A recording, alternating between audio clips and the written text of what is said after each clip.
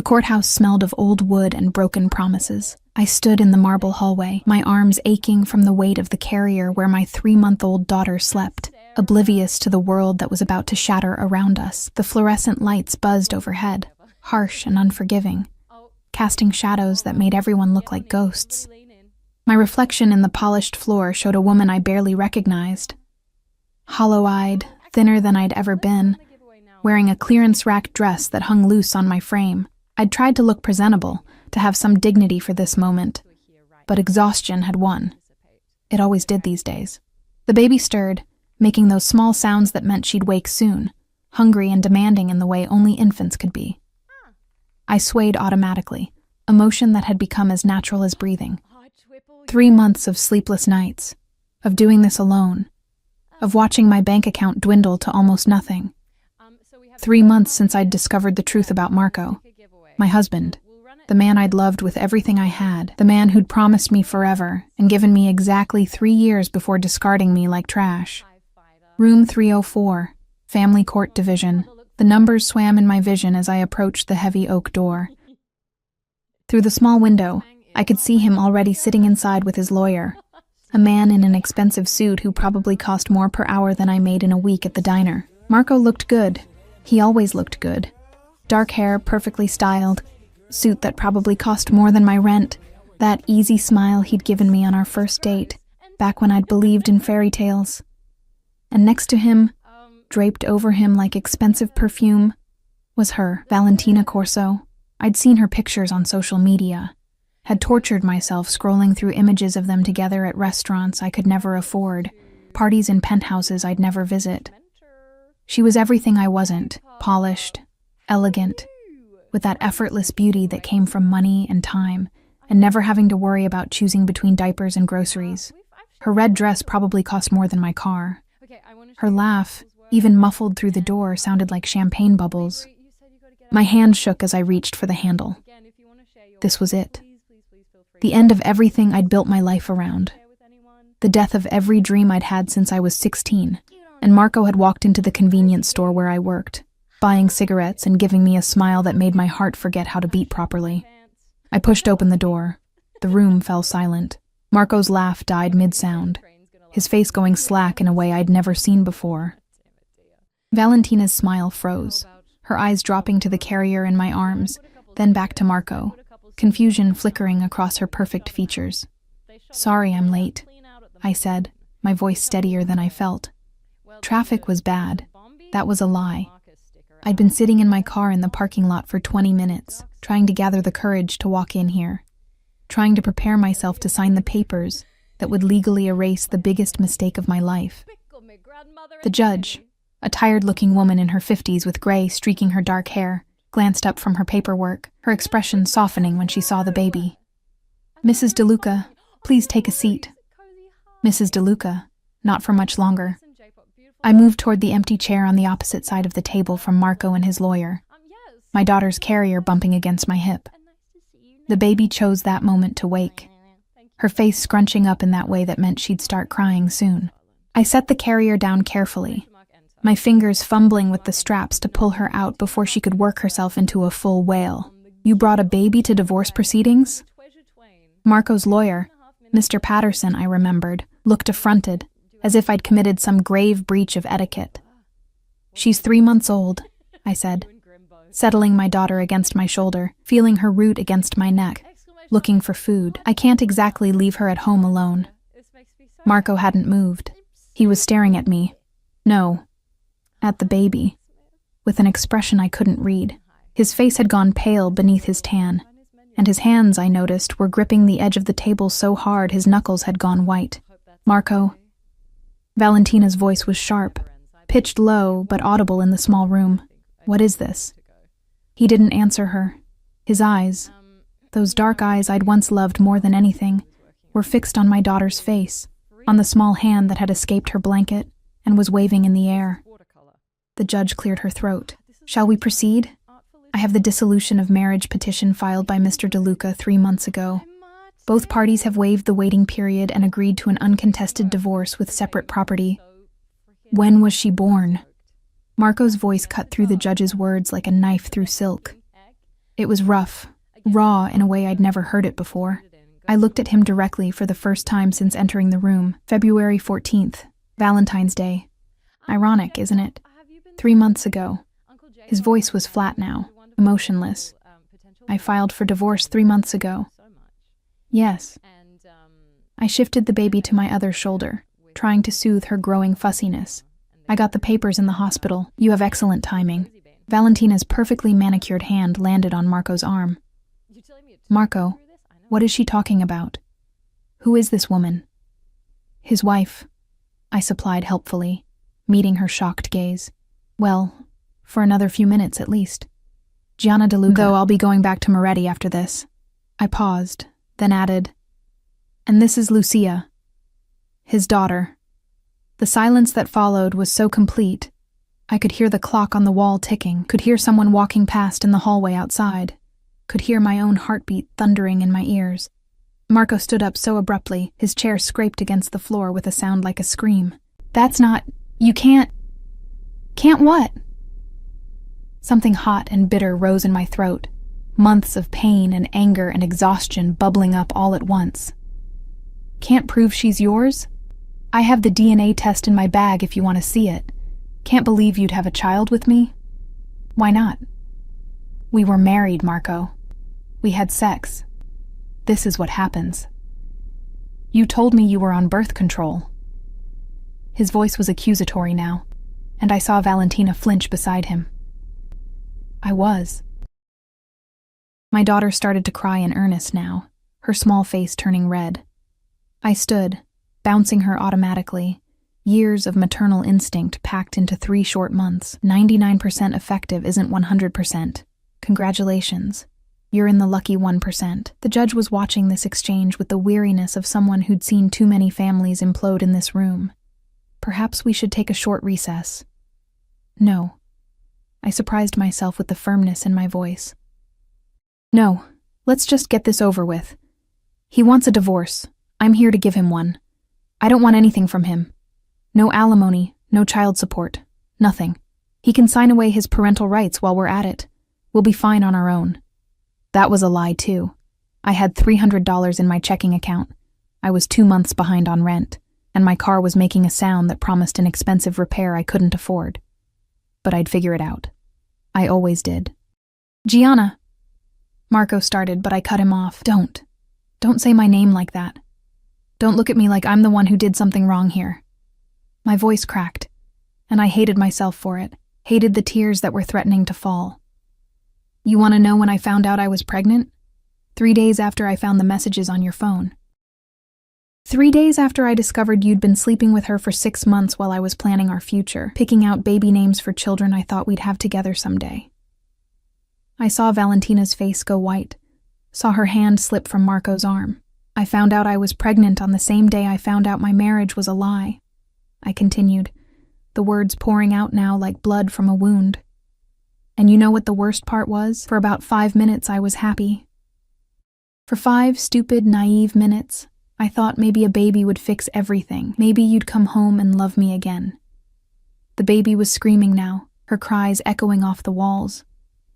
I couldn't calm her, couldn't calm myself. Everything was falling apart, and I couldn't stop it. But you filed for divorce instead, I finished, my voice barely a whisper beneath my daughter's wails. So here I am. Let's sign the papers and end this. The door to the courtroom burst open. 3 men in black suits entered, moving with a precision that made my skin prickle with warning. They weren't lawyers. Something about the way they carried themselves, the way their eyes swept the room cataloging exits and threats, screamed danger. The one in front was older, gray at his temples, with a scar running from his eyebrow to his cheekbone. He looked at Marco with an expression of profound disappointment. We need to leave, he said. Now. Marco's face had gone from pale to ashen. Salvatore, this isn't... The Constantines know about the shipment. The man, Salvatore, said quietly. 3 of our warehouses burned last night. They're sending a message. We need to move you and Miss Corso to the safe house until... He stopped mid-sentence, his eyes landing on me and the baby for the first time. The air in the room changed. It was like watching a switch flip, watching this dangerous man's entire demeanor shift from urgency to something else. something cold and calculating that made my stomach drop. "Who is this?" he asked, his voice soft now, which somehow made it more terrifying. "No one," Marco said quickly. "My ex-wife. We're just with your child." It wasn't a question. Salvatore's eyes, dark and knowing, moved from my face to Lucia's, then back to Marco. "Your daughter." "It's complicated. It's very simple, actually." A new voice came from the doorway, and I felt the temperature in the room plummet. The man who entered made everyone else in the room look small. He wasn't extraordinarily tall, maybe 6 feet. But he carried himself like he owned not just the room, but the entire building, the city, the world. His suit was black, perfectly tailored, and probably cost more than my entire year's salary. Dark hair, sharp features, and eyes that seemed to see straight through me. He looked at the scene before him, Marco and Valentina, me and the baby, the judge frozen behind her desk, and smiled. It wasn't a nice smile. "Marco De Luca," he said, his voice carrying an accent I couldn't quite place. Italian, but refined, educated, with an undertone of violence that made my pulse spike. "Caught between wives. How very common." "Mr. Dante," Marco breathed, and I heard fear in his voice. Real, genuine fear. I can explain." "Can you?" The man, Dante, moved further into the room, and I noticed how everyone seemed to shrink away from him, how even Salvatore stepped aside respectfully. "Explain how you stole from my family? Explain how you thought you could skim money from our shipments, and we wouldn't notice? Explain how you've been feeding information to the Constantines?" The words washed over me like ice water. Stole, shipments, Constantines. The pieces clicked together in my mind with horrifying clarity. Marco wasn't just a businessman like he'd told me. He wasn't just managing a import-export company. He was a criminal, a thief. And he'd stolen from someone very, very dangerous. "I didn't," Marco started, but Dante raised one hand and he fell silent immediately. $2 million, Dante said conversationally, as if discussing the weather. "That's what you took. And now the Constantines are at war with us because of the intelligence you sold them." He paused, his eyes moving around the room before landing on me. "The standard punishment for such betrayal is death, for you and everyone connected to you." My arms tightened around Lucia automatically, my body moving to shield her even as my mind screamed at me to run. But I couldn't move, couldn't breathe, couldn't do anything but stare at this man who held life and death in his hands, like they were nothing. His gaze lingered on the baby, something flickering across his face too quickly for me to read. Then he looked at Marco again. "But it seems you've complicated the situation," he said softly, "by bringing innocent blood into this mess." The silence that followed felt like standing on the edge of a cliff, waiting to fall. Dante's eyes moved from Marco to me, a slow, deliberate assessment that made my skin crawl. I'd never felt so exposed, so vulnerable.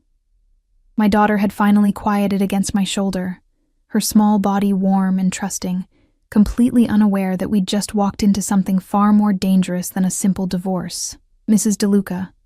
His voice was smooth, almost gentle, which somehow made it worse. "How long have you been separated from your husband?" I swallowed hard, my throat dry. 3 months. Since he filed for divorce. "And the child?" "She's 3 months old." My voice came out steadier than I felt. "I was 7 months pregnant when he left." Something dark passed over Dante's features. He turned to Marco, and the temperature in the room seemed to drop another 10 degrees. "You abandoned your pregnant wife." It wasn't a question, but Marco answered anyway, his words tumbling over each other. The marriage was already over." "Was it?" Dante's voice cut through Marco's excuses like a blade. "Or did you simply decide it was over when you found something prettier?" His gaze flicked to Valentina, who had pressed herself against the wall, her perfect makeup unable to hide her terror. "Miss Corso. The daughter of Judge Corso, if I'm not mistaken. How convenient for Marco to have a lover whose father could make certain legal troubles disappear." Valentina made a small sound, somewhere between a whimper and a gasp. "Please," Marco said, and I'd never heard him beg before. This has nothing to do with them. Gianna and the baby. They're not part of this. They don't know anything. Precisely. Dante moved closer to me, and every instinct I had screamed at me to back away, to run, to protect my daughter. But my legs wouldn't move. She knows nothing. She's innocent. And yet, because of your stupidity, her life is now in danger. What? The word escaped me before I could stop it. Dante's eyes met mine, and for a moment, I saw something in them that might have been regret or pity. Neither option was comforting. The Constantines don't care about innocence, he said quietly. They care about revenge. Marco betrayed my family, which means war. And in war, everyone connected to the traitor becomes a target. You, your child, your parents if you have them, your friends, anyone who might be used as leverage or punishment. The room spun. I clutched Lucia tighter, feeling her heartbeat against my chest, steady and trusting. But I left him. I'm divorcing him. I don't want anything to do with him. They won't care. Salvatore spoke up from behind Dante, his scarred face grim. They'll see you as his wife, his child as his blood. That makes you both collateral. This is insane. My voice rose, panic finally breaking through the shock. I didn't do anything. I don't even know what he did. I thought he managed shipping logistics for a legitimate company. I didn't know. Of course you didn't. Dante's voice held a strange note, almost like approval. You were the perfect little wife, weren't you? Believing his lies, keeping his house, waiting for him to come home while he built his empire on stolen money and betrayal. The words stung because they were true. I had been that naive, that trusting. I'd believed every lie, every excuse for late nights and business trips. I'd been so desperately in love that I'd ignored every red flag. What do you want from me? I asked, hating how small my voice sounded. Dante studied me for a long moment, his expression unreadable. Then he turned to Marco. $2 million. You have 72 hours to return what you stole, plus interest. 20%, compounded monthly since you began your theft. That brings your debt to approximately $3 million. Marco's face went gray. I don't have that kind of money. I spent it. Investments. The apartment, then you'll liquidate everything you own. Dante's voice was flat, final. The penthouse, the cars, the offshore accounts I know you have. Everything. And if you're still short, you'll work it off. 5 years of service to my family, doing exactly what I tell you, when I tell you. And if I refuse, the smile Dante gave him was terrifying in its pleasantness. Then I'll kill you here and now, and your daughter will grow up knowing her father died a thief and a coward. His eyes slid to Valentina. And Miss Corso will learn that loving the wrong man has consequences. You can't... Valentina started.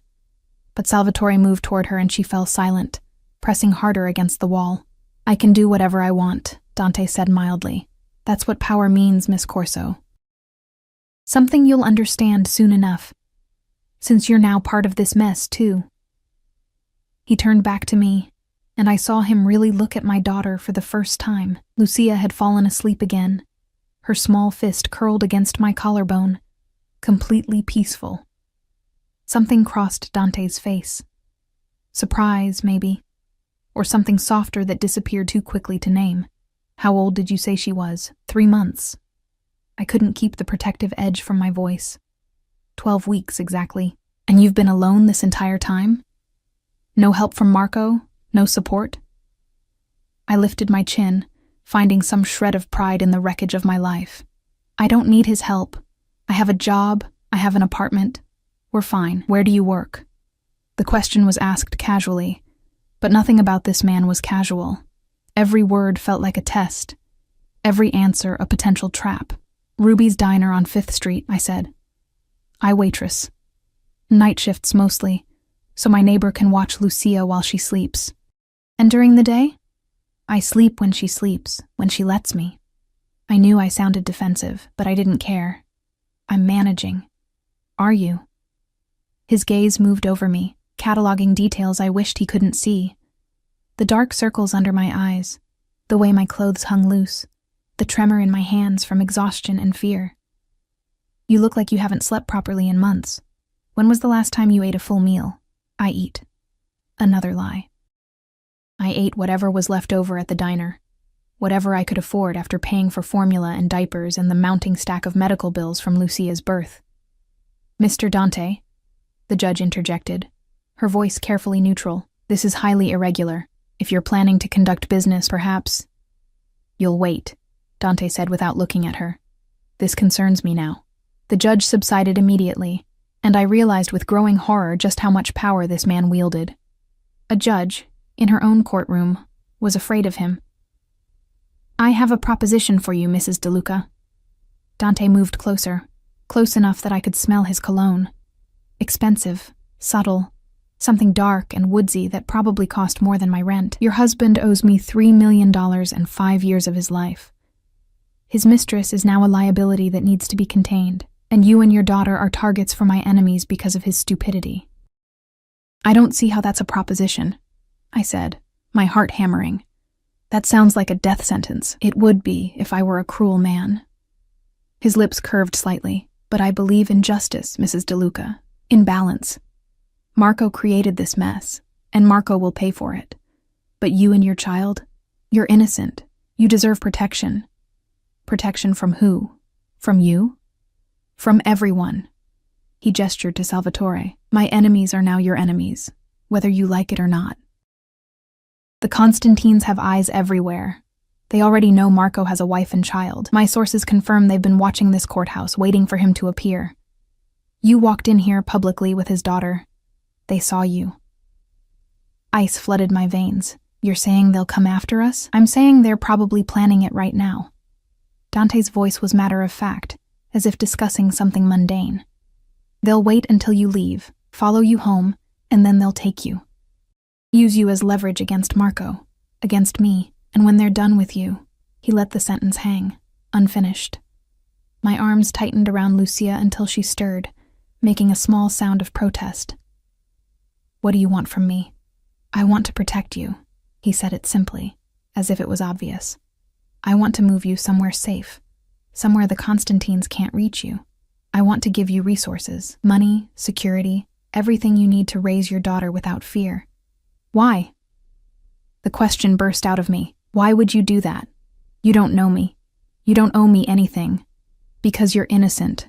His eyes held mine, dark and intense. Because that child is innocent.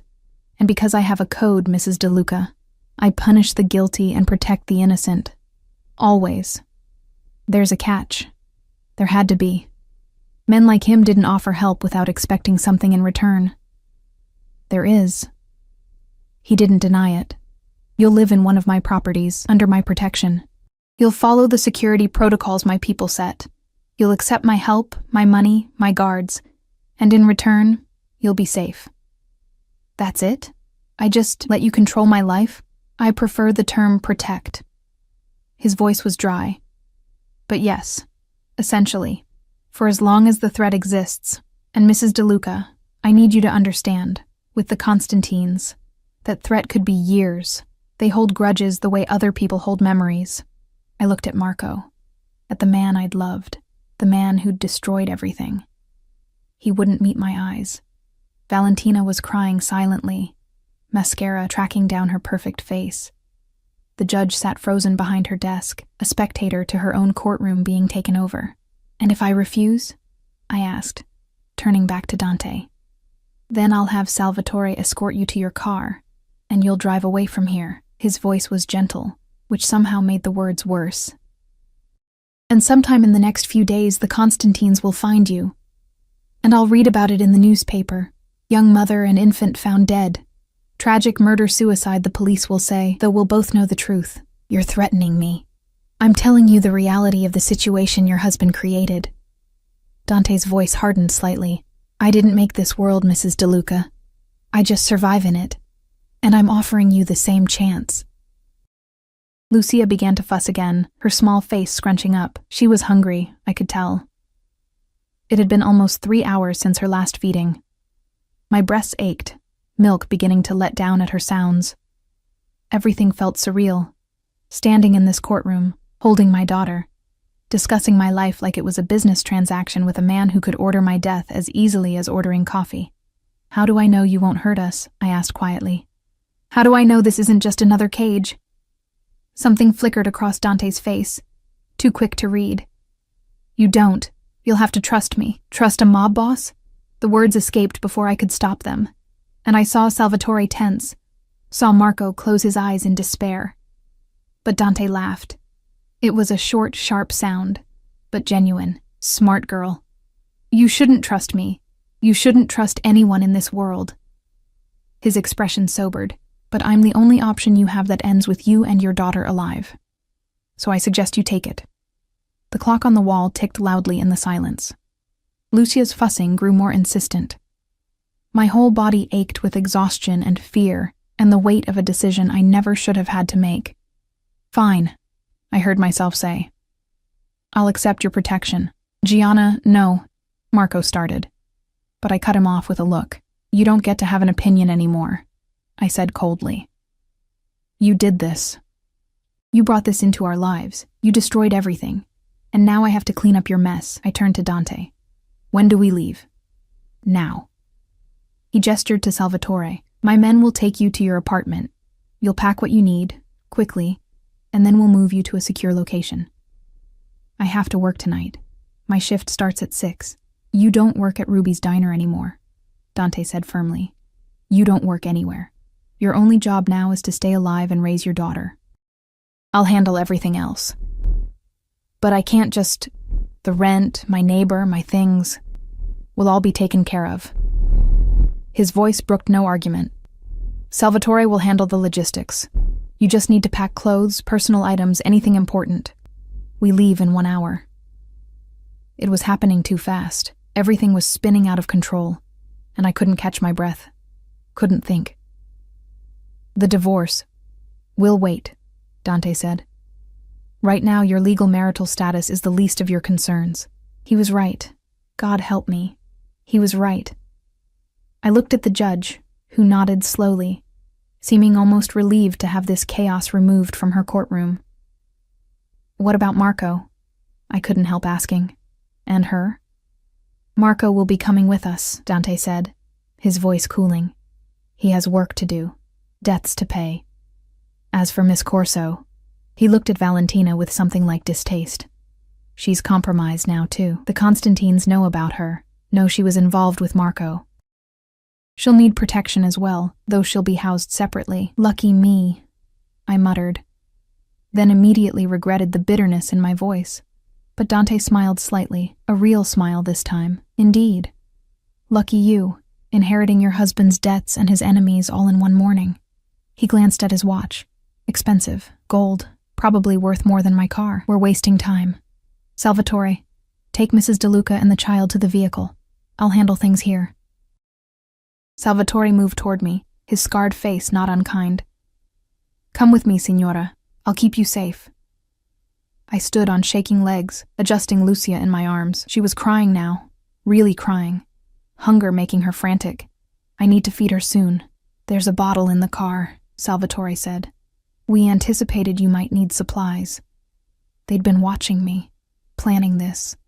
The realization should have terrified me, but I was beyond fear now, running on pure adrenaline and instinct. I walked toward the door, past Marco who tried to reach for me. I jerked away from his touch, disgust rising in my throat. Don't. You don't get to touch me ever again. Gianna, I'm sorry. Sorry doesn't fix this. I looked at him one last time, at the man I'd loved. The man who'd fathered my child. The man who'd sold us all out for money and a pretty face. You destroyed us. I hope it was worth it. I walked out of the courtroom without looking back, following Salvatore down the hallway. Behind me, I heard Dante's voice, cold and final. Marco, we need to discuss your payment plan and Miss Corso. You'll come with me. We have much to talk about. The courthouse that had smelled of broken promises when I entered now smelled like the beginning of something else entirely. Something dark and dangerous and utterly inescapable. My old life had ended in that courtroom. And whatever came next, whatever cage I'd just agreed to walk into, there was no going back now. The car was nothing like I expected. I'd pictured something ostentatious, a limousine maybe, or one of those oversized SUVs that screamed money and danger. Instead, Salvatore led me to a black sedan, sleek and elegant, but not flashy. The kind of car that would blend into traffic without drawing attention. The windows were tinted so dark I couldn't see inside, and when he opened the back door for me, I noticed how thick the glass was. Bulletproof. The reality of what I'd agreed to hit me like a physical blow. "Please, signora," Salvatore said gently, gesturing to the interior. "We need to move quickly." I slid into the back seat, the leather soft and expensive beneath me. The car smelled new, with an underlying scent of gun oil that made my stomach clench. A baby seat was already installed on the opposite side, properly secured, with a bottle warmer plugged into the console and a small cooler beside it. They'd thought of everything, planned for this. How long had they been watching me? Salvatore got into the driver's seat as another man, younger, with hard eyes and a gun visible in his shoulder holster, took the passenger seat. Neither spoke as we pulled away from the courthouse. Through the tinted windows, I watched the building recede, taking with it any illusion of normalcy my life might have had left. Lucia was screaming now, her face red and furious with hunger. My milk had let down completely, soaking through my dress, adding humiliation to fear. With shaking hands, I tried to settle her, tried to figure out the bottle warmer while she thrashed in my arms. "Here, let me." The man in the passenger seat, he couldn't have been more than 25, turned around and took the bottle from me with surprising gentleness. "My sister has twins. I know the drill." He tested the temperature on his wrist, then handed it back. "Should be good now." "Thank you," I whispered, guiding the nipple to Lucia's mouth. She latched on desperately, her cries cutting off as she drank. The silence felt enormous. "I'm Nico," the young man said. "I'll be part of your security detail. That's Salvatore, obviously. You'll meet the others at the house." "How many others?" "4 more, rotating shifts. 2 on duty at all times, 1 on perimeter, 1 close protection." He said it matter-of-factly, as if having 6 armed guards was normal. "Mr. Dante takes protection seriously." I noticed. I looked down at my daughter, at her small face finally peaceful as she ate. "Where are we going?" "Your apartment first," Salvatore said from the front, his eyes meeting mine in the rearview mirror. "You have 15 minutes to pack. Take only what's essential. Clothes, documents, medications, personal items. We'll provide everything else. My neighbor, Mrs. Chen. She watches Lucia sometimes. I need to tell her." "We'll handle it," Nico interrupted gently. "You can't contact anyone directly. Not until we know it's safe." The isolation of it struck me then. I'd be cut off from everything, everyone I knew. Not that there were many people. I'd lost most of my friends when Marco left. Too embarrassed to explain, too exhausted to maintain relationships. But Mrs. Chen, the kind widow who'd brought me soup after Lucia was born, who'd stayed up with me on the bad nights when I thought I couldn't do this alone, she deserved better than just disappearing. "She'll worry," I said quietly. "We'll tell her you had to leave town for a family emergency," Salvatore said. "She'll understand." Another lie. My life was becoming a series of lies, stacked on top of each other until I couldn't remember what truth looked like anymore. The drive to my apartment took 20 minutes through midday traffic. I lived in a rundown building in a neighborhood that was trying to be up and coming, but mostly just looked tired. Salvatore parked in front, and I saw him scan the street carefully before nodding to Nico. "I'll take her up," Nico said. "You stay with the car." My apartment was on the 3rd floor, no elevator. I'd climbed these stairs hundreds of times, usually with groceries or laundry, or Lucia's carrier weighing down my arms. Now I climbed them with Nico behind me, his hand resting casually near his gun, his eyes constantly moving. The door to 3B looked more shabby than usual, the paint peeling, the numbers slightly crooked. Inside, my apartment was exactly as I'd left it that morning. A disaster. Dishes in the sink, laundry draped over the couch, toys scattered across the floor, the bassinet in the corner where Lucia slept, the changing table I'd bought at a thrift store, the single photograph on the wall of me and Marco on our wedding day, both of us smiling like we had forever. 15 minutes, Nico reminded me gently. "I'll get you a suitcase." He found my battered luggage in the closet while I stood in the middle of my tiny apartment, Lucia drowsy and milk-drunk in my arms, trying to figure out how to pack a life in 15 minutes. "Documents first." I grabbed Lucia's birth certificate, my own documents, my passport that I'd never used because Marco had always been too busy for the honeymoon he'd promised. Medical records, the envelope with the DNA test I'd paid for, proof that Marco couldn't deny his daughter. My small jewelry box, nothing valuable, but my grandmother's ring was in there. The only thing I had left of her. Clothes next. I threw things into the suitcase without folding, without thinking. Jeans, shirts, underwear, nursing bras, Lucia's tiny outfits, so small they barely seemed real. Diapers, wipes, the stuffed rabbit Mrs. Chen had given her. "Signora, we need to go," Nico said, after what felt like seconds but must have been close to 15 minutes. "Wait." I grabbed the photo off the wall, then hesitated. Did I really want to take this with me? This lie of a marriage? This proof of my stupidity? I left it on the counter, face down. Nico carried the suitcase while I carried Lucia, now completely asleep, milk-drunk, and unaware that we were leaving the only home she'd ever known. In the hallway, I saw Mrs. Chen's door crack open, her weathered face peering out. "Gianna? Where are you going with that young man?" I opened my mouth to lie, to tell her the story Salvatore had prepared.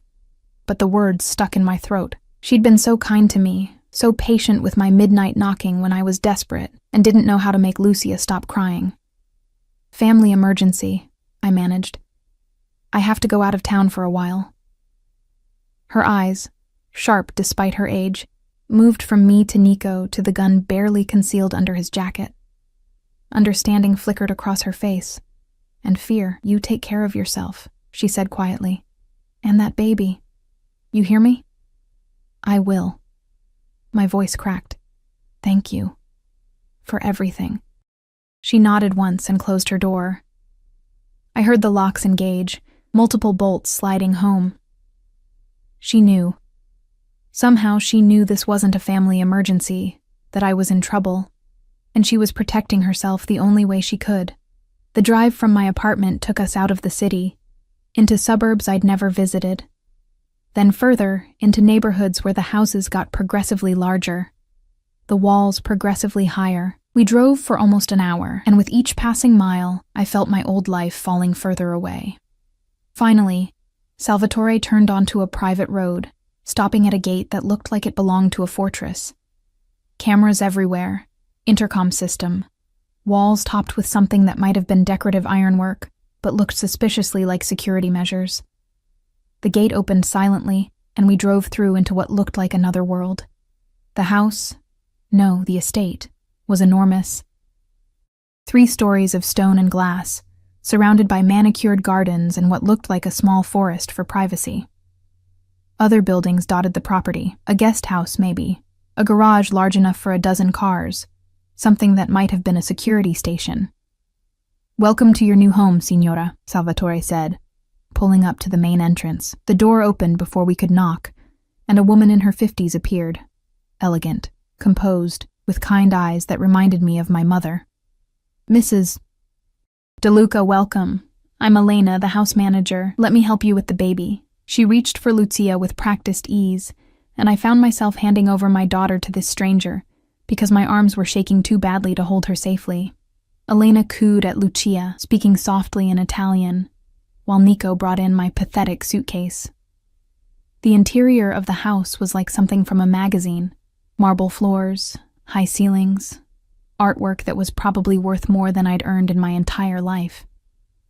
A grand staircase swept upward, and I could see rooms branching off in every direction, each one probably larger than my entire apartment. "Your rooms are on the 2nd floor, Elena said, still cradling Lucia like she'd done this 1,000 times before. "East wing, away from the main activity of the house. I thought you'd prefer privacy and quiet for the baby." "Thank you," I whispered, because what else could I say? She led me upstairs, down a hallway lined with more expensive art, to a suite of rooms that took my breath away. A bedroom with a king-sized bed that looked like a cloud, windows overlooking the gardens, an ensuite bathroom with a tub large enough to swim in, and connected to it, a nursery that made me want to cry. Everything was perfect. A crib that probably cost more than all of Lucia's furniture combined. A rocking chair. A changing table stocked with diapers and wipes and creams. Clothes in the closet, tiny outfits organized by size, toys appropriate for her age. A breast pump still in its box, the expensive kind I'd looked at in stores and knew I'd never afford. How? I couldn't finish the question. Mr. Dante had me prepare the rooms this morning, Elena said. He told me you had a 3-month-old daughter and to prepare accordingly. She smiled at my expression. I raised 4 children of my own. I know what a mother needs. This morning? My voice came out faint, but he didn't even know. He knew you'd say yes. A new voice came from the doorway, and I turned to find Dante leaning against the frame, his jacket removed, sleeves rolled up. He looked less dangerous like this, almost human, but the intelligence in his eyes reminded me exactly who and what he was. Because the alternative was death. And you love your daughter too much to choose that. That's not giving me a choice, I said, hating how my voice shook. No, he agreed, it's not. But I've found that honesty, even cruel honesty, is better than pretty lies. He moved into the nursery, his eyes on Lucia sleeping in Elena's arms. She's beautiful. She has your eyes. The observation startled me. You can barely see her eyes. They're closed. I noticed earlier, at the courthouse. He reached out as if to touch her, then seemed to think better of it, his hand dropping. Brown, with gold flecks. Unusual, that he'd noticed, that he'd paid that much attention to my 3-month-old daughter in the middle of everything else happening, sent a shiver through me that wasn't entirely fear. Elena, would you mind? He gestured to Lucia. Of course, signore. I'll put her down in the crib, let Mrs. DeLuca rest. Elena moved past him, settling Lucia with practiced efficiency, before slipping out of the room. And then it was just me and Dante, alone in this perfect nursery that felt like a beautiful cage. I should explain the rules, he said, his voice businesslike now. You're free to move anywhere on the estate, the house, the gardens, the grounds. But you don't leave without security, and you don't leave without my permission. No phone calls to friends or family without approval and monitoring. No social media, no internet activity that could be traced. You're a ghost until I say otherwise. A prisoner, I corrected. A protected asset. His eyes met mine, dark and unreadable. There's a difference. Is there? Yes. A prisoner wishes to escape. I'm hoping you'll be smart enough to understand that staying is survival. He moved closer, close enough that I could smell his cologne again, close enough to see the flecks of gray at his temples, the faint scar along his jaw. The Constantines are looking for you right now. They have informants everywhere, police, hospitals, social services.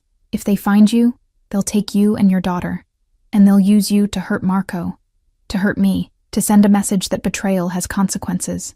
I didn't betray anyone. You married a traitor. In their eyes, that's enough. His voice softened slightly. I know this isn't fair. I know you're frightened and angry, and this is the last place you want to be. But I give you my word. While you're under my protection, no harm will come to you or your daughter. Can you say the same about anywhere else? I couldn't. He was right. And we both knew it. I looked at Lucia, sleeping peacefully in her expensive crib. Surrounded by luxury I could never have provided. She was safe here, fed, warm, protected. What kind of mother would I be to refuse that because of pride? What do you want from me? I asked quietly. Really, men like you don't do things out of kindness. He smiled, a sharp, knowing expression. Smart girl. You're right. I want something. He paused as if considering his words. I want you to be visible. What? Marco betrayed me, embarrassed me, made me look weak. His voice hardened. My enemies are circling, thinking this is their chance to strike. I need to show them that I'm still strong, still in control, still someone to be feared. He gestured around the nursery. And what shows more strength than protecting the innocent? Than taking in the abandoned wife and child, giving them everything, while punishing the man who wronged them? Understanding dawned, cold and clear. You want to use us, for appearances. I want to show the world that I value loyalty and honor above all else. He met my eyes steadily. Yes, there's a benefit to me. But there's also a benefit to you. Safety, security, everything your daughter needs. We both get something out of this arrangement. And if I refuse to be part of your display, you won't. He said it with absolute certainty. Because you're smart enough to understand that your pride is worth less than your daughter's life. He was right. Again. God, I hated that he was right. How long? I asked. How long do we stay here living like this? Until the threat is eliminated. He checked his watch again. That same expensive gesture. Marco has $3 million to repay and 5 years of service to complete. The Constantines need to be handled. Negotiations or elimination, depending on how reasonable they're willing to be. These things take time. Years. I said flatly. You're talking about years. Possibly. He didn't sugarcoat it. Or it could be resolved in months. These situations are fluid. Lucia stirred in her crib, making the small sounds that meant she'd wake soon. My breasts ached, reminding me it was almost time to feed her again. My whole body hurt with exhaustion, and this conversation, this entire day, felt surreal. I need to rest, I said, because I couldn't process anymore, couldn't make any more decisions. Please. Dante nodded, moving toward the door. Elena will bring you anything you need. Food, supplies, whatever. You just have to ask. He paused in the doorway, looking back at me. For what it's worth, Mrs. DeLuca, I am sorry. You didn't deserve this. No, I agreed quietly. I didn't. He left, and I was alone with my daughter in our golden cage, surrounded by luxury that felt like a lie, safety that came with chains I couldn't see but could definitely feel. I moved to the crib, looking down at Lucia's perfect face. She was dreaming, her small features peaceful and untroubled. She'd never remember this day, never know how her world had changed in the space of a few hours. She'd grow up in this house, with guards and gates and a life I'd never imagined, and I'd do whatever it took to keep her safe, even if it meant selling my freedom to a man more dangerous than any I'd ever known, even if it meant becoming part of a world I didn't understand, playing a role in a game where I didn't know the rules. My old life was gone. The question now was what kind of life would take its place, and whether I'd recognize myself when it was over. The first week passed in a strange blur of exhaustion and hypervigilance. I slept more than I had in months. Real sleep, deep and dreamless, because Elena insisted on taking Lucia for a few hours each night so I could rest. I ate meals I didn't have to cook, prepared by a chef I never saw but whose food was better than anything I'd tasted in years. I showered in that enormous tub, letting hot water wash away months of accumulated stress, and I hated myself a little for how good it felt. The estate became familiar in pieces. The gardens where I could walk with Lucia in a stroller that probably cost more than my car, always with Nico or one of the other guards trailing at a respectful distance. The library with floor-to-ceiling bookshelves and a reading nook that overlooked the grounds. The nursery where Lucia was starting to smile. Real smiles now, not just gas. And I'd sit in the rocking chair for hours, watching her discover her hands, her voice, the world around her. I rarely saw Dante. He was gone most days, returning late if at all. Sometimes I'd hear his voice from downstairs, speaking rapid Italian on the phone, and I'd catch words I'd learned from Marco's family. Business, shipment, problem. Once, at 2 a.m. when I was feeding Lucia, I saw him in the gardens below my window, pacing like a caged animal, phone pressed to his ear, his face hard in the moonlight. He frightened me and fascinated me in equal measure, and I didn't know what to do with either feeling. It was Elena who told me about the dinner, 10 days after my arrival. Mr. Dante is hosting associates tomorrow evening, she said, organizing Lucia's clothes while I fed my daughter. Important men from other families, some business partners. He'd like you to attend. My hands tightened on Lucia. Why? Elena's expression was kind but knowing. Because you're part of the message he's sending, Kara. The wronged wife, the innocent child, both under his protection. It shows his power, his honor. His trophy, I said bitterly. Perhaps. She folded a tiny dress with practiced efficiency, but better to be a protected trophy than a forgotten casualty. In this world, appearance is everything. I don't have anything to wear to something like that. Already handled. She gestured to my closet. New clothes arrived this morning. Pick whatever you like. After she left, I put Lucia down for her nap and investigated the closet.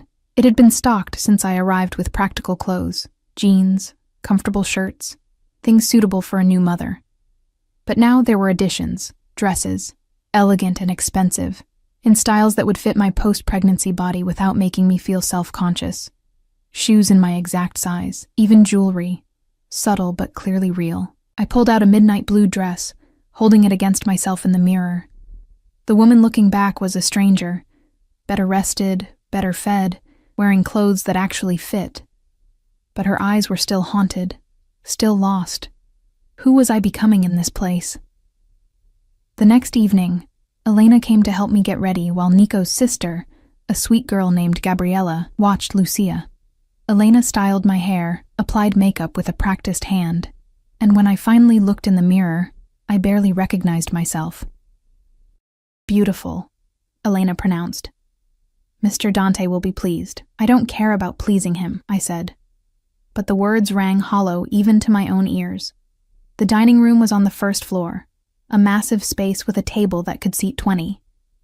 Crystal chandeliers cast warm light over settings that probably cost more than I'd made in a year. Men in expensive suits were already gathered, speaking in Italian and English, their voices carrying the weight of power and danger. Dante stood at the head of the table, and when I entered, every conversation stopped. He looked at me. Really looked, his dark eyes traveling from my face down the dress and back up, and something flickered in his expression that made my breath catch. "Gentlemen," he said, his voice carrying easily. "May I introduce Mrs. Gianna De Luca?" He moved toward me, offering his arm like we were at some society ball. My honored guest. His hand was warm through the fabric of my dress, his presence overwhelming as he led me to the seat at his right hand, the position of honor. The men watched with expressions ranging from curiosity to calculation, and I felt like a deer surrounded by wolves. "Mrs. De Luca," one man said, older, with silver hair and cold eyes. "We've heard much about you, about your situation. Have you?"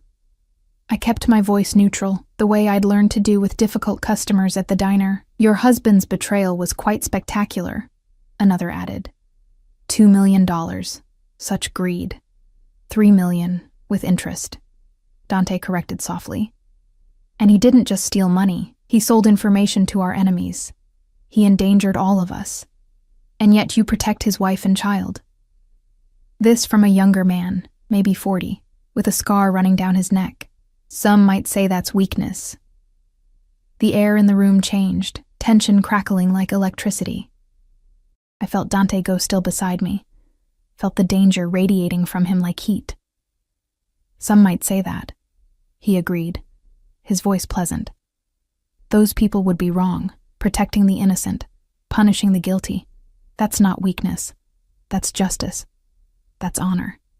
He looked around the table, meeting each man's eyes. "Or do you gentlemen disagree with those principles?" Silence. No one challenged him. "Mrs. De Luca and her daughter are under my protection," Dante continued. "Anyone who threatens them threatens me. I thought I should make that clear, so there are no misunderstandings. It was a warning and a declaration, and everyone in the room understood it. I was his now, whether I wanted to be or not. His to protect, his to display, his to use as proof of his power.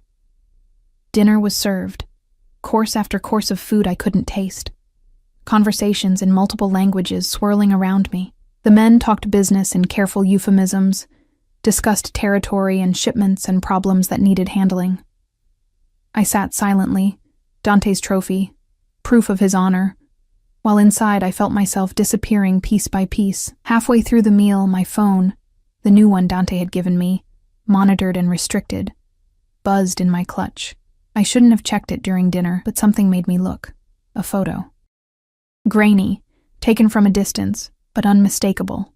My old apartment building, with police tape across the door to 3B. My door. The message beneath it was simple. "We know where you lived. We know where you worked.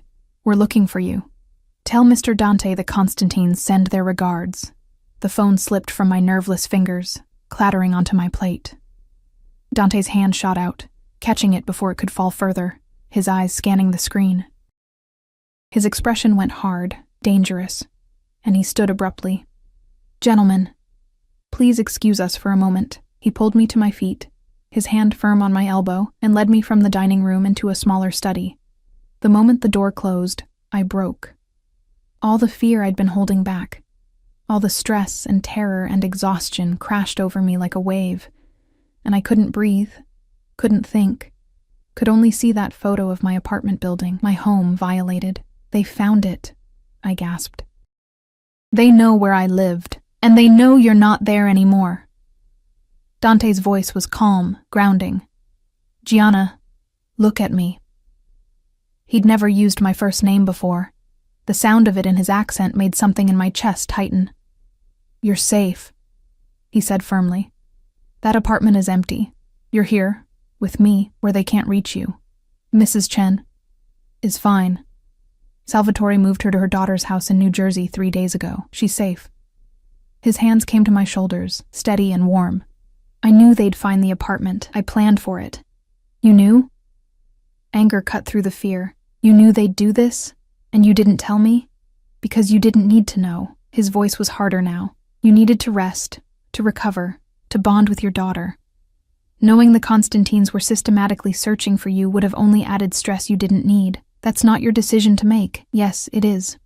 He didn't raise his voice, but the authority in it was absolute.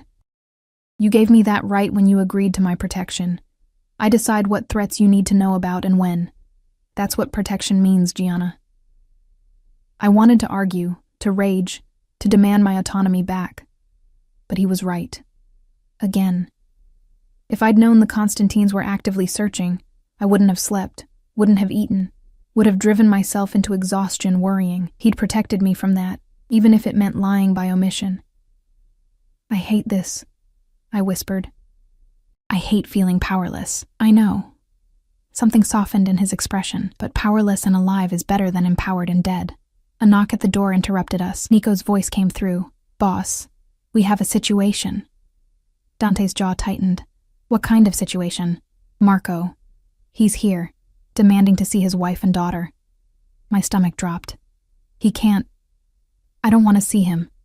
"You don't have to." Dante's voice was firm. "Stay here. I'll handle this."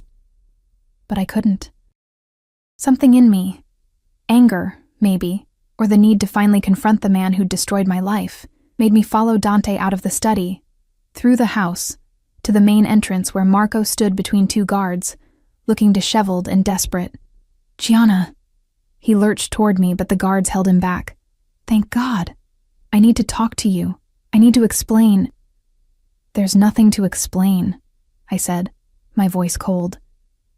"You stole money, you sold information, you put us in danger. What's left to say?" "I did it for us."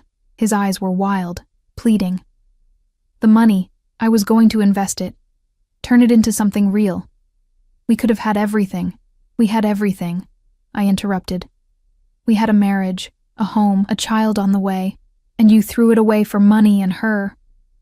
Valentina means nothing. Don't." I moved closer, close enough to see the dark circles under his eyes, the stubble on his jaw, the guilt and fear written across his face. "Don't lie to me anymore. I'm done with your lies. Is this where you want to be?" He gestured wildly at the mansion, at Dante standing behind me like a dark angel. "With him? A criminal? A killer? You made me a criminal's wife the day you stole from his family." I shot back. "At least he's honest about what he is. You pretended to be something you weren't for 3 years. I love you. You don't know what love is." My voice cracked, all the pain of the past months rising up. Love doesn't abandon. Love doesn't betray. Love doesn't serve divorce papers to a pregnant woman in a hospital bed. Marco flinched like I'd struck him. I was scared. I didn't know what to do. "So you ran." I felt Dante's presence behind me, solid and steady. "You ran to her, you ran from your responsibilities, and now you're running here, trying to what? Get us back? Ease your guilt?" I want to see my daughter. No. The word came out flat, final.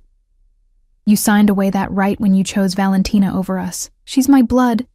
She's an innocent child who doesn't need a coward for a father. I turned to Dante. Get him out of here, please. Dante nodded to the guards, who began dragging Marco backward. He fought, shouting my name, shouting promises and pleas and apologies that meant nothing. The doors closed on his voice, on his face, on the last remnants of the life we'd had together. I stood in the foyer, trembling, as silence fell. You did well, Dante said quietly. I feel sick. And I did. Nauseous and shaky and overwhelmed. His hand touched my back, gentle despite his reputation for violence. Come, let me show you something. He led me through the house, upstairs I hadn't explored, to the top floor where a door opened onto a rooftop terrace. The city sprawled in the distance, lights twinkling like stars. But up here the air was clean and cool, and I could breathe again. I come here when things get complicated, Dante said, leaning against the railing. When I need perspective, I joined him, looking out at the view. Does it help? Sometimes. He was quiet for a moment. You were strong tonight. With Marco, with my associates. Stronger than most people in your situation. I don't feel strong. I feel like I'm barely holding on. That's what strength is. He turned to face me, and in the moonlight his features looked softer, almost vulnerable. Holding on when everything tells you to break. You're doing that. You're surviving. Because I don't have a choice. There's always a choice. His voice was serious. You could have walked away that day in the courthouse. Could have taken your chances, hoped the Constantines wouldn't find you, but you chose survival, chose your daughter over your pride. And now I'm your prisoner. Now you're under my protection, he corrected gently. There's a difference. Is there? I echoed my words from days ago. Because it still feels like a cage, he moved closer, close enough that I could feel the warmth of him in the cool night air. Then let me make it a more comfortable cage. Tell me what you need, Gianna. What would make this bearable? The question surprised me. Why do you care? Because you're my responsibility now. His eyes held mine, dark and intense. And I take my responsibilities seriously. Something in his voice, in the way he looked at me, made my heart beat faster. It wasn't fear. Or not just fear. It was something more complicated. Something dangerous in its own way. I need to know my daughter is safe, I said. I need to know this isn't forever. And I paused, unsure if I should voice it. What? He was so close now I could see the gold flecks in his dark eyes, could count the individual strands of gray at his temples. I need to know you won't hurt us, I whispered. That this protection is real, not just another game. His hand came up to my face, his thumb brushing my cheek in a gesture that felt too intimate, too dangerous. I've done many terrible things in my life, Gianna. Hurt many people who deserved it and some who didn't. But I swear to you, on my honor, on my name, on everything I hold sacred, I will never harm you or your daughter. You are mine to protect, and I keep what's mine safe. The possessiveness in those words should have frightened me. Instead, they settled something deep in my chest, some fear I'd been carrying since the courthouse. Okay, I breathed. I believe you. His smile was slight, barely there, but real. Good. Now come inside. It's getting cold, and you need rest. Tomorrow is another day in our arrangement. As we walked back inside, his hand at the small of my back, proprietary and protective, I realized something that should have terrified me but didn't. I was starting to feel safe here, starting to trust this dangerous man who held my life in his hands. And that was more dangerous than any threat the Constantines could offer. 3 months into my life at the estate, everything changed on a Tuesday morning. I was in the nursery with Lucia, 6 months old now, sitting up on her own, babbling and laughing at everything. When Elena knocked softly on the doorframe, her face was grave, and my stomach immediately dropped. What's wrong? I stood, automatically reaching for Lucia, as if I could shield her from whatever news was coming. Mr. Dante needs to see you in his office. Now, she moved forward, her hands gentle. I'll watch the bambina. Go. Dante's office was on the first floor, in the west wing I rarely visited. The door was open, and inside I found him standing behind a massive desk, phone to his ear, speaking rapid Italian. His face was harder than I'd ever seen it, and when his eyes met mine, something in them made my blood run cold. He ended the call abruptly, closed the door. I did, my hands shaking. What happened? The Constantines made their move. His voice was flat, emotionless, which somehow made it worse. They hit 3 of our warehouses last night, killed 2 of my men, and sent a message. They want you and Lucia in exchange for peace. The world tilted. What? They know you're here. They've known for weeks, apparently. They were just waiting for the right moment. He came around the desk, his movements controlled but dangerous. They're offering a trade. You and the child for a ceasefire, and a return to the old territory agreements. You can't... My voice cracked. You said we were safe here, you promised. And you are. He grabbed my shoulders, forcing me to look at him. I'm not giving you to them, Gianna. Do you understand me? I would burn this entire city to the ground before I let them touch you or Lucia. The ferocity in his voice, in his eyes, should have frightened me. Instead, it made something warm and dangerous bloom in my chest. Then what do? I whispered. We end this. His hands tightened on my shoulders. Tonight, I'm meeting with Constantine himself, along with the heads of the other families.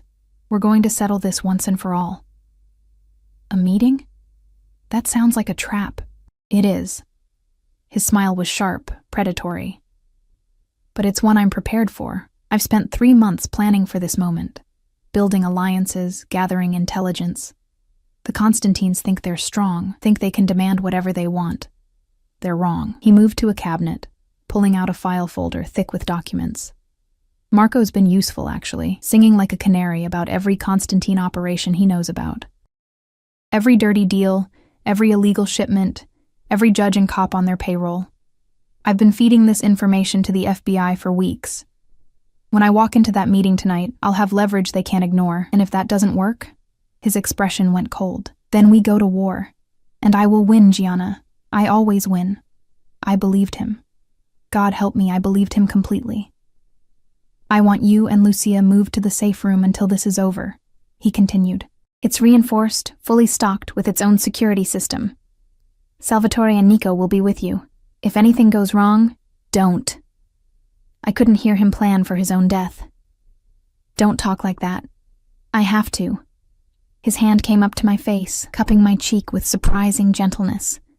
Because if something happens to me, you need to know what to do. There's money in an account under your name. Enough to disappear, to start over somewhere safe. Salvatore has the details. He'll get you out of the country if necessary. Dante.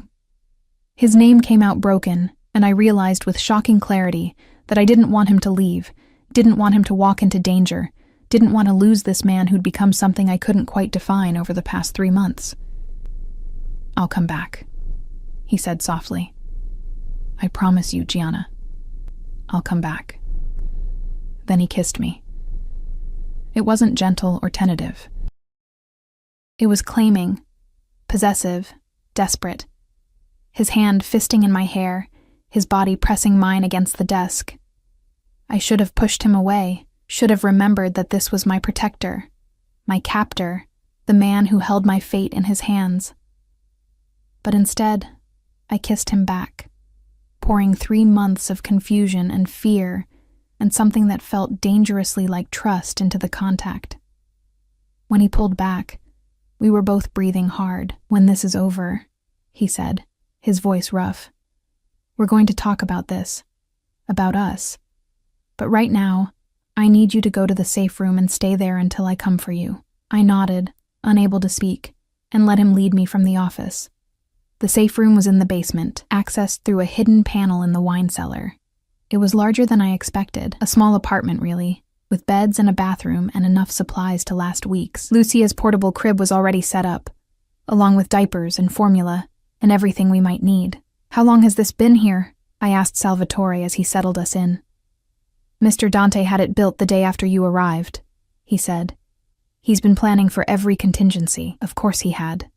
Dante planned everything, controlled everything, protected what was his with the same intensity he used to destroy his enemies. Hours passed. Nico and Salvatore took turns keeping watch while I paced with Lucia, trying to keep her entertained, trying not to imagine what was happening above us. The safe room had no windows, no way to see outside, and the isolation was suffocating. Around midnight, the lights flickered. Salvatore's hand went to his gun immediately. "Stay back." "What's happening?" I clutched Lucia tighter. "I don't know. Could be nothing." The lights went out completely, plunging us into darkness. Emergency lighting kicked in a second later, dim and red. The sound of gunfire came from above us, muffled but unmistakable. Shouting, breaking glass. The unmistakable sounds of violence. "They found us," Nico breathed. "The Constantines found the estate."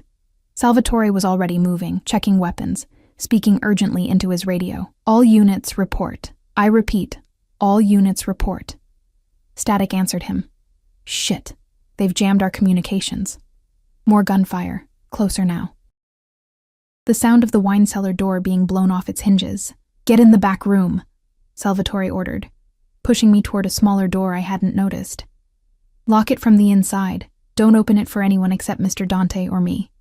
What about you? We'll hold them off as long as we can."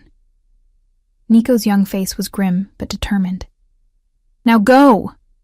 I ran, Lucia screaming in my arms, and slammed the door behind us. My fingers fumbled with the lock, a heavy deadbolt that slid home with a solid thunk. The room was tiny, barely larger than a closet, with a single cot and nothing else. Outside I heard the sounds of fighting. Gunshots, so many gunshots, and shouting in Italian and English. Salvatore's voice commanding and fierce. Nico's younger one, defiant. Then other voices I didn't recognize, and the terrible sounds of hand-to-hand combat, then silence. Horrible, complete silence. Lucia was hysterical now, her screams echoing in the tiny space.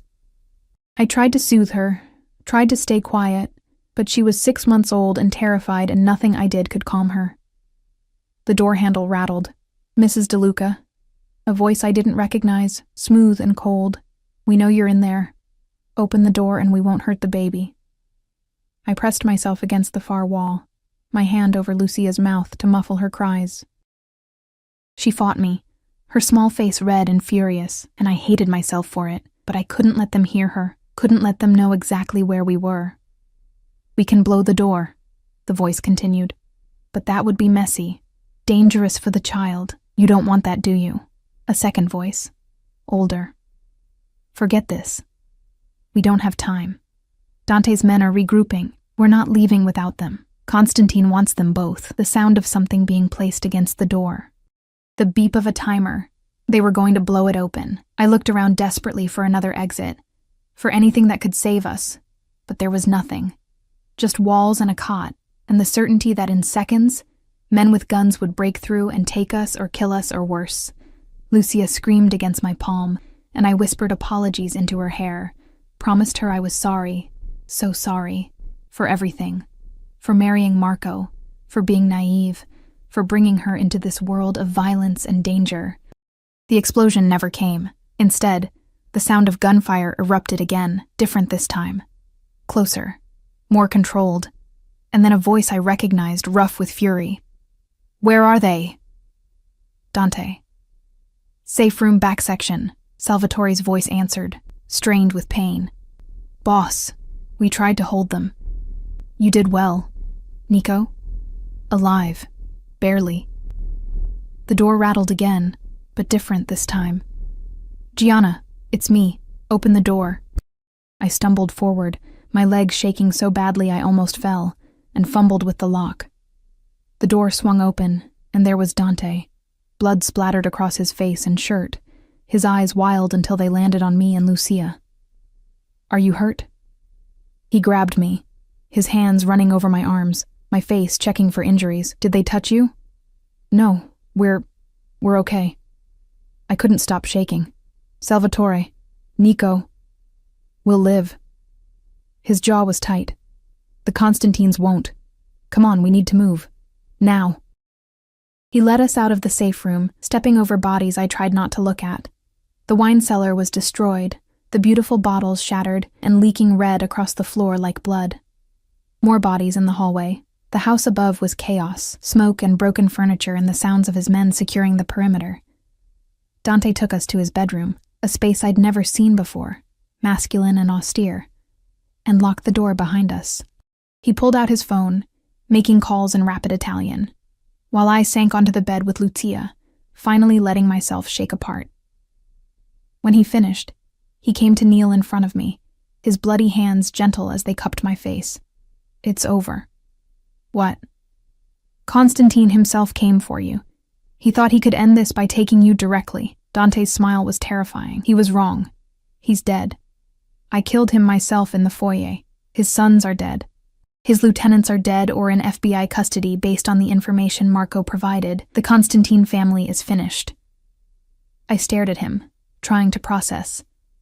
"So we're safe?" "You're safe." He said it like a vow. "The threat is eliminated. The other families have already agreed to peace terms. No one will challenge me now, not after tonight. And no one will ever threaten you or Lucia again." "Dante." I didn't know what to say, how to express the tangle of emotions in my chest. He kissed me again, softer this time, but no less intense. "I know. We'll talk later. Right now, you need rest, both of you." He stood, moving toward the door. "I have men to tend to, bodies to handle, police to pay off. Stay here, sleep. I'll be back before morning. Don't leave." The words escaped before I could stop them. "Please, just stay for a few minutes."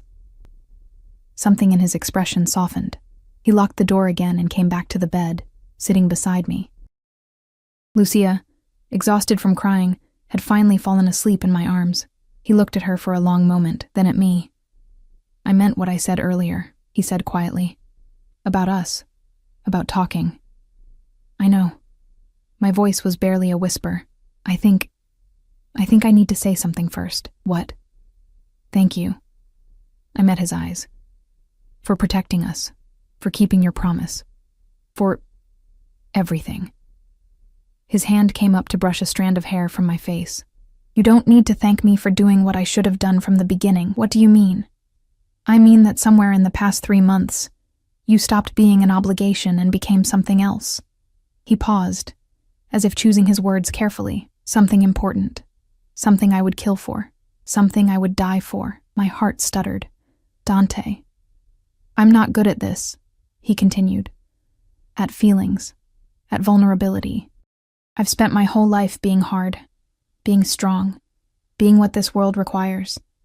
But you and Lucia, you've changed something in me, made me want things I never wanted before." "Like what?" "Like a family." The words were simple but carried enormous weight. "Like a life that isn't just violence and power. Like someone to come home to who doesn't fear me but trusts me.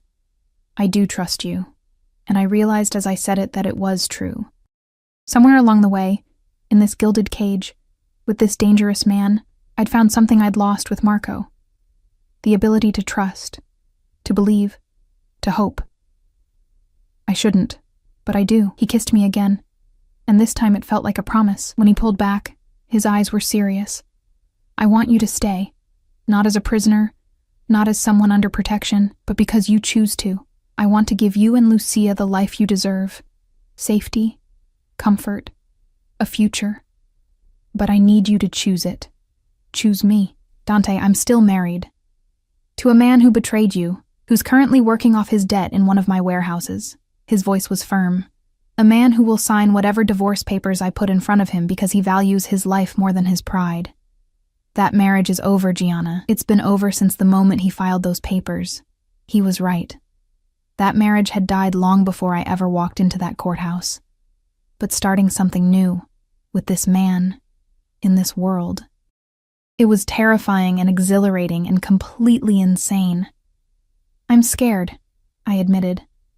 "Good." His hand found mine, lacing our fingers together. "Fear means you're smart enough to understand what this world is. But bravery means choosing to live in it anyway, on your terms. So I'm asking you, what are your terms?" I looked at Lucia sleeping peacefully in my arms, then at Dante with his bloody clothes and his intense eyes and his promise of protection and something more. I thought about my old life, the tiny apartment, the endless exhaustion, the loneliness that had consumed me.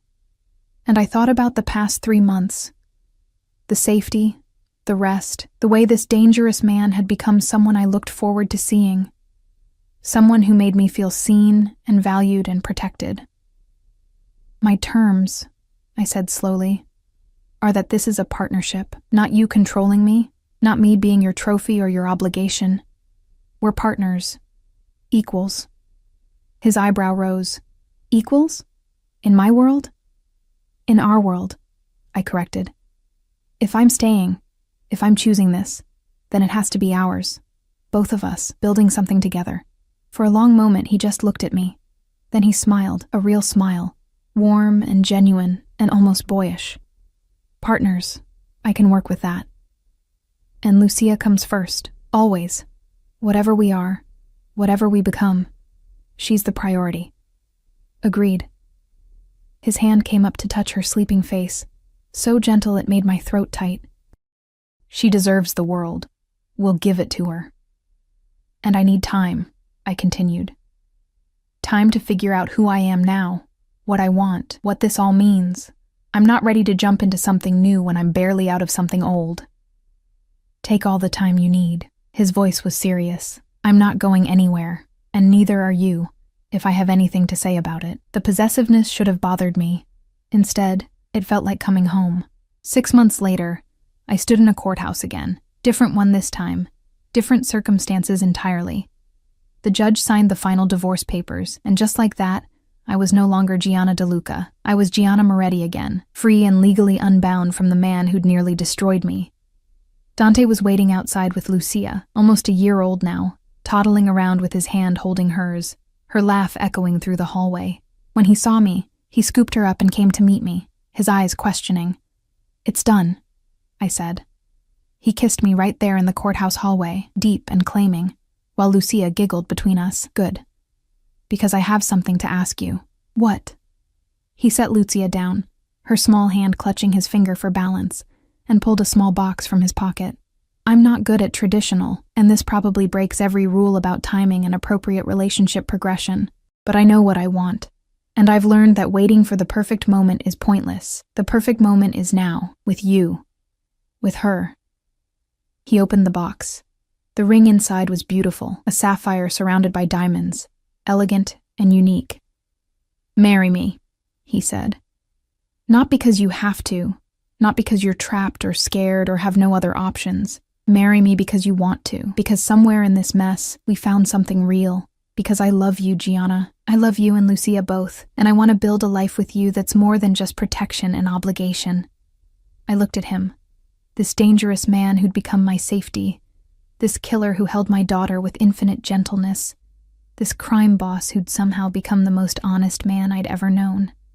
"Yes," I said, and watched his face transform with joy.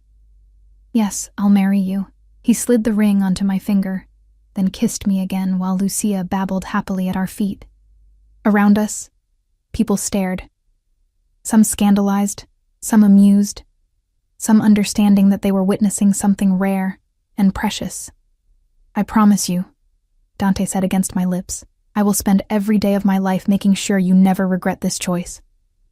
"I know," I said, and I meant it.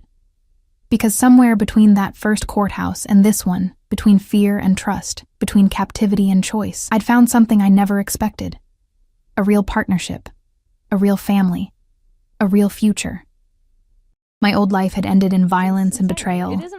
My new life was beginning with honesty and love and a man who'd proven that protection and possession could become something softer, something stronger, something that looked a lot like forever. And as we walked out of that courthouse together, Dante carrying Lucia, his other hand laced with mine, both of us wearing matching rings that promised commitment and choice and love, I realized that sometimes the most beautiful things grow from the darkest soil. Sometimes salvation wears a dangerous face, and sometimes the cagey fear becomes the home you choose. Tell us all what you were doing. Go on, tell us. 5, 4, 3, 2, meow. Thank you all so much for a treasure train. I enter. Hi, Paulie Schlamazel. Suavemente. One of my favorite emotes on Twitch. That beautiful Billiam Babble. Thank you for that, Suave. I got thrown in here by Billiam. Hi, George. Choo choo. Thank you to everyone who contributed. Ooh. I have a rogue hair on my hand. Billiam, hand over the goods. Tell us everything, and I'm gonna close this giveaway. Okay. I'm doing my taxes. Oh, you and Frisson both. Oh, Suave. I just did mine. I was away. I was on vacation, and I still did my taxes. Hi, Kit. I declare entry. 50 streams. How much simp is too much simp? The limit does not exist. The limit does not exist. Art text coming up. Let's fucking go. Coloring in my own line art with primitive pencils like a caveman, whilst others puzzled with jigsaws. Billiam has wonderful jigsaws going on in his swims and is also an incredible artist. So, congrats on the giveaway. Thank you. We're going to close it now, okay? Millennial reference. I declare bankruptcy is the office, yes. Hi, roommates. Nice to see you. Exclamation mark enter if you guys haven't yet. Hi, Katana. No, John, no. Taxes, they you can file them from January and they close in April. All right, here we go. 10, 9, 8, 7, 6, 5, 4. Hi, Madison. 3. Oh, the limit does not exist. Yeah. 2. 1. That one doesn't want to stay up.